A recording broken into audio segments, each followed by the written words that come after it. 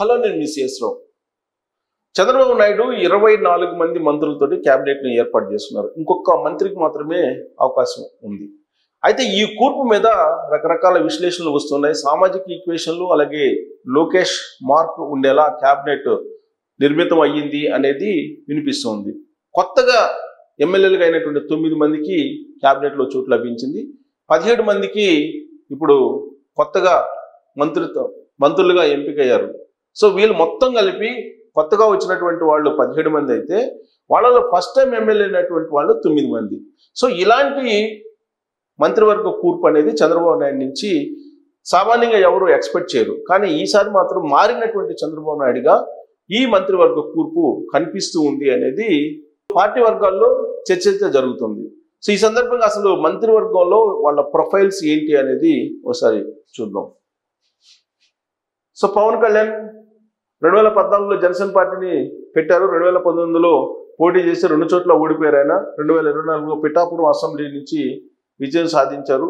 గెలిచిన వెంటనే ఇప్పుడు ఆయన మంత్రి అయ్యారు. గెలిచిన వెంటనే మంత్రులైన 9 మందిలో ఆయన ఒకళ్ళు. ఇక సత్యకుమార్ యాదవ్ మహారాష్ట్ర నుంచి హిందూపురం వలస వచ్చినటువంటి పూర్వీకులు. విద్యార్థి దశలోనే ఏబీపీ నాయకత్వం వహించారు. ఆయన వెంకయ్య నాయుడికి పర్సనల్ సెక్రటరీలా గతంలో పనిచేశారు. రిటైర్మెంట్ తర్వాత పొలిటికల్ ఎంట్రీ ఇచ్చారు సత్యకుమార్ యాదవ్. అంటే వెంకయ్య నాయుడు మార్క్ ఈయన మీద ఉంది. ధర్మవరం ఎమ్మెల్యేగా ఈ ఎన్నికల్లో విజయం సాధించారు. తొలి విజయంతో ఆయన మంత్రి పదవిని అందుకున్నారు. ఇక కందుల దుర్గేష్ 2007 నుంచి 2013 వరకు ఈయన ఎమ్మెల్సీగా చేశారు. 2018లో కాంగ్రెస్ నుంచి జనసేనలో ఆయన చేరారు. 2019 ఎన్నికల్లో రాజమండ్రి రూరల్ అసెంబ్లీ స్థానంలో ఓడిపోయారు. గత ఎన్నికల్లో ప్రస్తుత ఎన్నికల్లో నిర్దవులు ఎమ్మెల్యేగా గెలిచి మంత్రివర్గంలో స్థానం సంపాదించుకున్నారు. ఇక గుమ్మడి సంధ్యారాణి 1999లో కాంగ్రెస్ నుంచి తెలుగుదేశం పార్టీలో చేరారు. ఆవిడ 2009లో సాలూరు నుంచి టీడీపీ అభ్యర్థిగా పోటీ చేసి ఓడిపోయారు. 2014లో అరకు ఎంపీగా పోటీ చేసి ఓడిపోయారు. 2016లో ఎమ్మెల్సీగా ఎన్నికయ్యారు. ప్రస్తుత ఎన్నికల్లో 2024 ఎన్నికల్లో సాలూరు ఎమ్మెల్యేగా విజయం సాధించి మొదటి విజయంలోనే సంధ్యారాణి మంత్రివర్గంలో స్థానం సంపాదించుకున్నారు, గతంలో ఓడిపోయినప్పటికీ. ఇక టీజీ భరత్, వెంకటేష్ కుమారుడు. ఈయన టీజీ వెంకటేష్ అందరికీ తెలుసు, మాజీ కేంద్ర మంత్రి, ఆయన రాజ్యసభ సభ్యుడు కూడా. ఇక ఆయన బ్రిటన్లోని కార్డిఫ్ యూనివర్సిటీ నుంచి ఎంబీఏ చేశాడు భరత్. 2014 నుంచి తెలుగుదేశం పార్టీలో క్రియాశీలక నాయకత్వం వహించారు. 2024 కర్నూలు ఎమ్మెల్యేగా విజయం సాధించి ఆయన క్యాబినెట్లో స్థానం సంపాదించుకున్నారు.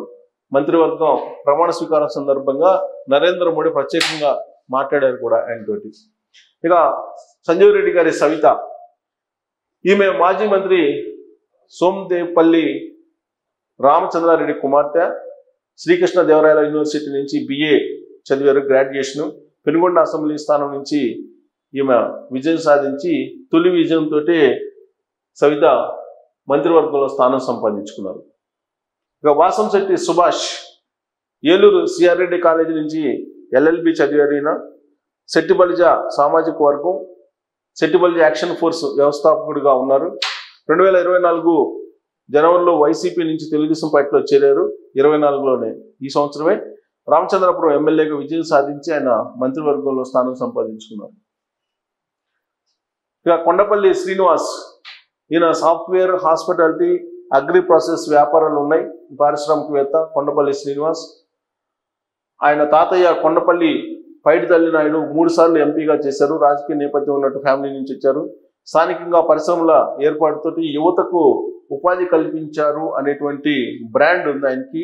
గజపతి నగరం అసెంబ్లీ నుంచి విజయం సాధించి శ్రీనివాస్ క్యాబినెట్లో స్థానం సంపాదించుకున్నారు. ఇక మండిపల్లి రామ్ ప్రసాద్ రెడ్డి, ఈయన తండ్రి నాగిరెడ్డి 1985-89లో కాంగ్రెస్ నుంచి ఎమ్మెల్యే అయ్యారు. వాళ్ళ తండ్రి 94లో రాయచోటి ఎమ్మెల్యేగా రామ్ ప్రసాద్ రెడ్డి సోదరుడు గెలిచాడు. 2004లో కాంగ్రెస్ అభ్యర్థిగా పోటీ చేసి శ్రీలతారెడ్డి ఆయన సోదరి, రాంప్రసాద్ రెడ్డి సోదరి ఓడిపోయారు. 2024లో టీడీపీ నుంచి రాయచోటి ఎమ్మెల్యేగా ఇప్పుడు రాంప్రసాద్ రెడ్డి గెలుపొంది మినిస్టర్గా పదవీ ప్రమాణ స్వీకారం చేశారు.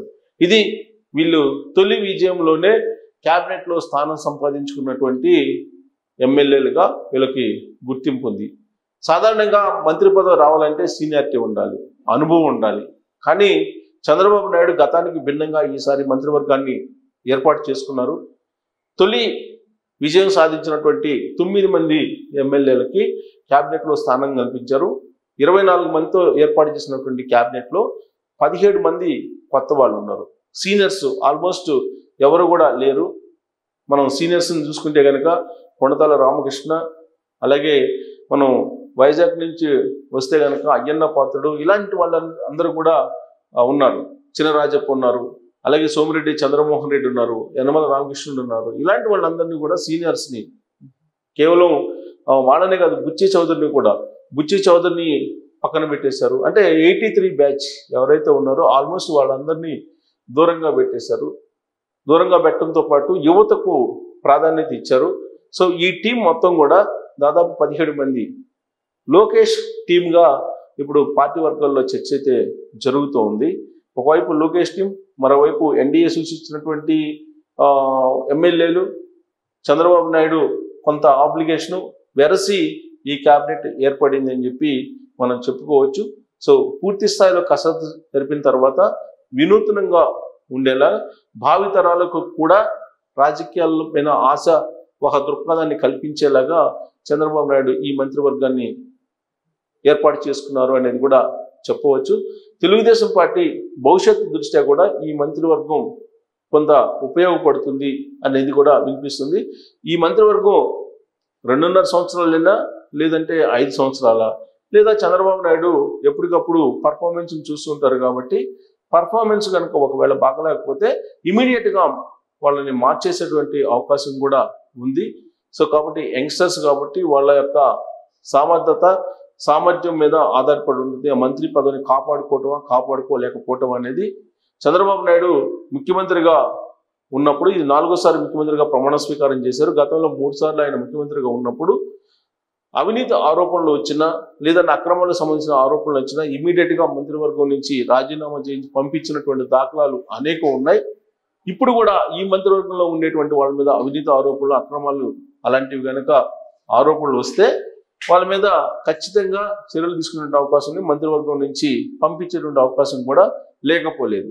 సో అందుకే ఇప్పుడు మంత్రులుగా ఎంపికైనటువంటి వాళ్ళు జగన్మోహన్ రెడ్డి మంత్రివర్గంలో ఏం చేసినా సరిపోతుందిలే అనేటువంటి వాతావరణం నుంచి బయటపడి ఇప్పుడు చంద్రబాబు నాయుడు మంత్రివర్గంలో ఉన్నాము అనేటువంటి ఆలోచనతోటి పనిచేయాల్సినటువంటి అవసరం ఉంది. లేదంటే మంత్రి పదవి వచ్చినటువంటి సంతోషం ఎక్కువ కాలం నిలిచేటువంటి అవకాశం లేదు.